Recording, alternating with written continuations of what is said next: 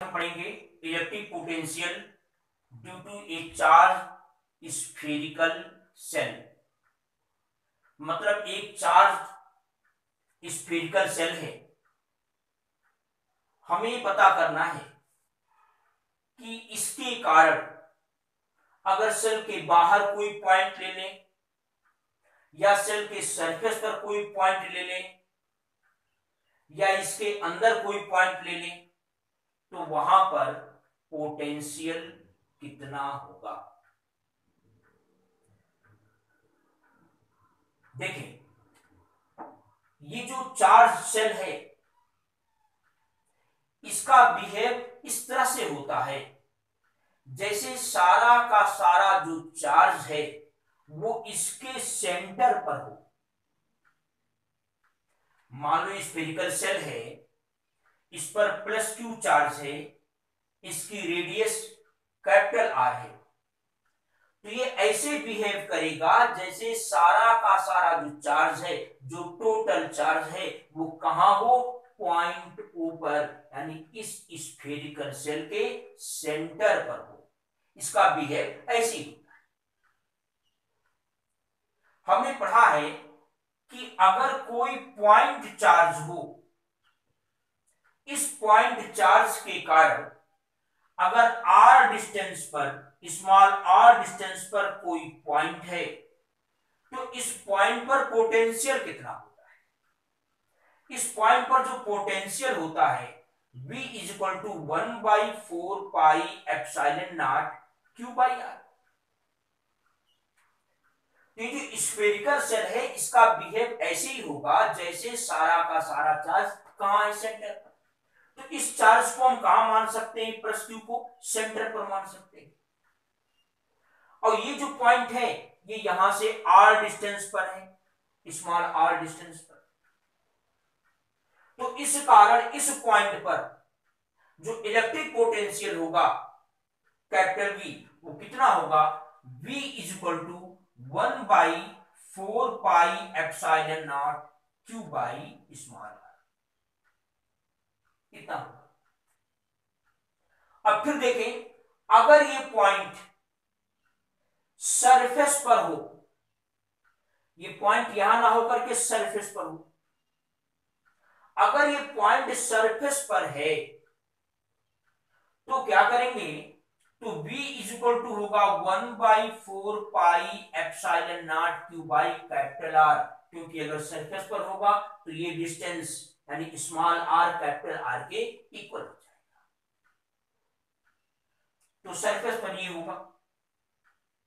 अगर हम ये पॉइंट कहीं इनसाइड ले लें, इनसाइड स्फेरिकल सेल, उसके अंदर स्फेरिकल सेल के, तो क्या होगा,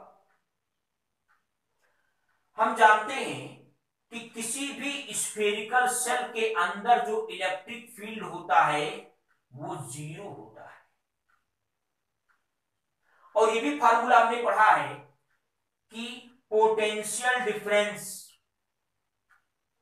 इज इक्वल टू होगा E इंटू डेल्टा आर।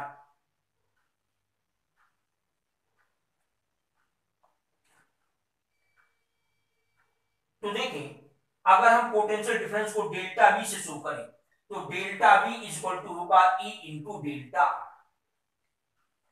तो देखें, इसके अंदर कोई भी पॉइंट हो, यहां फिर से क्लियर कर लें, ये पोटेंशियल डिफरेंस है, ये इलेक्ट्रिक फील्ड है और ये है डेल्टा आर मतलब डिस्टेंस। जैसे अगर ये इलेक्ट्रिक फील्ड है, यूनिफॉर्म इलेक्ट्रिक फील्ड, इसके अंदर कोई दो पॉइंट ले लें, इन दोनों पॉइंट के बीच के डिस्टेंस मान लें डेल्टा आर है, इनके बीच का पोटेंशियल डिफरेंस डेल्टा वी है। इलेक्ट्रिक फील्ड अगर कैपिटल ई हो तो potential difference delta V is equal to होता है E इंटू डेल्टा आर। तो यहां देखें, इसके अंदर इलेक्ट्रिक फील्ड जीरो है, E की वैल्यू जीरो है, तो अगर E जीरो होगा तो कंफर्म है delta V is equal to क्या आएगा, जीरो। डेल्टा वी जीरो होने का मतलब है कि इसके अंदर पोटेंशियल डिफरेंस जीरो होगा, पोटेंशियल जीरो नहीं होगा, पोटेंशियल डिफरेंस जीरो होगा। मतलब इसके अंदर प्रत्येक पॉइंट पर पोटेंशियल इक्वल होगा, तो पोटेंशियल इक्वल होने के कारण जो पोटेंशियल डिफरेंस होगा वो जीरो हो जाएगा। तो अगर हम इसके अंदर कोई पॉइंट ले, इस पॉइंट पर हमें पोटेंशियल निकालना हो तो इसका पोटेंशियल वही होगा जो कि सरफेस पर है।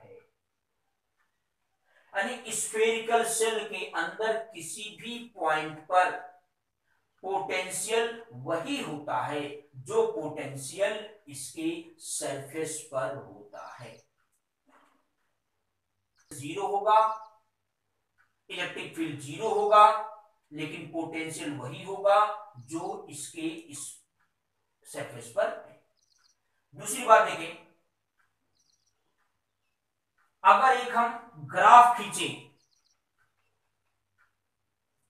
स्फेरिकल सेल के लिए, अगर V और स्मॉल r के बीच यानी पोटेंशियल और सेंटर से उसके डिस्टेंस के बीच एक ग्राफ खींचे, तो जरा देखें, अभी आपने एक चीज यहां पढ़ा है कि इसके अंदर प्रत्येक पॉइंट पर पोटेंशियल इक्वल होता है और वही होता है जो सरफेस पर होता है। मतलब अगर यहां पर 10 वोल्ट है तो 10 वोल्ट यहां यहां यहां प्रत्येक पॉइंट पर 10 वोल्ट होगा।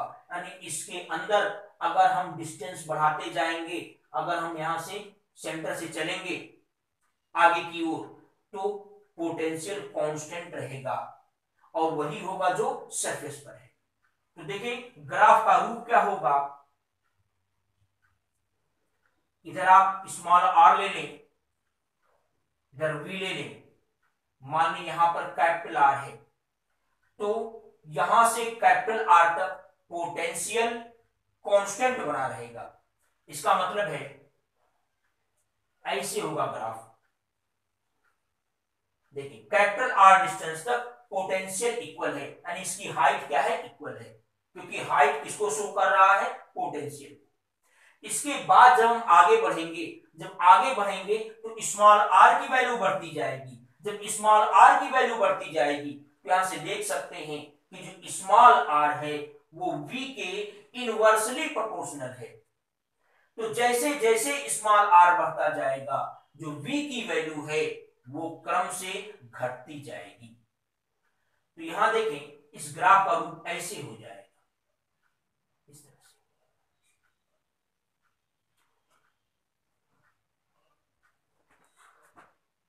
एक और एग्जांपल लेते हैं, मान लें ये कोई स्फेरिकल सेल है,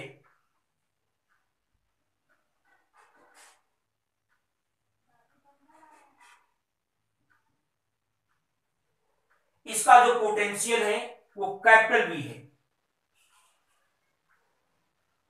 कोई चार्ज बॉडी है, इसका पोटेंशियल मान ले V डैश है, इसका पोटेंशियल V डैश है और स्फेरिकल सेल का कितना है, V है। तो देखें इसका जो पोटेंशियल V डैश है, अगर इसके कैविटी में हम यहां इस बॉडी को ला करके रख दें जिसका पोटेंशियल V डैश है, तो यहां पर टोटल पोटेंशियल कितना होगा, ये निकालने के लिए पहले आप ये देखें कि अभी हमने पढ़ा है कि अगर कोई स्फेरिकल सेल हो, उस पर जो भी पोटेंशियल होता है सरफेस पर V, वही पोटेंशियल इसके इनसाइड भी होता है। मतलब कि अगर यहां पर पोटेंशियल सरफेस पर V है तो इसके अंदर प्रत्येक पॉइंट पर भी क्या होगा, V होगा, यानी यहां भी V ही होगा। और इस बॉडी को ला करके यहां पर हम रख रहे हैं जिसका पोटेंशियल कितना है, V डैश। तो यहां पर एक पोटेंशियल पहले से था V पोटेंशियल पहले से था और इसका पोटेंशियल खुद कितना है, V डैश है। तो टोटल पोटेंशियल कितना हो जाएगा इस पर, टोटल पोटेंशियल हो जाएगा V प्लस V डैश। मतलब स्फेरिकल सेल के अंदर अगर किसी कैविटी में कोई बॉडी लाकर रख दे, बॉडी का अगर पोटेंशियल V डैश है, स्फेरिकल सेल का अगर V है, तो उस बॉडी का कितना होगा, V प्लस V डैश होगा। अब इसके बाद का जो रीडिंग है वो आप नेक्स्ट वीडियो में देखेंगे।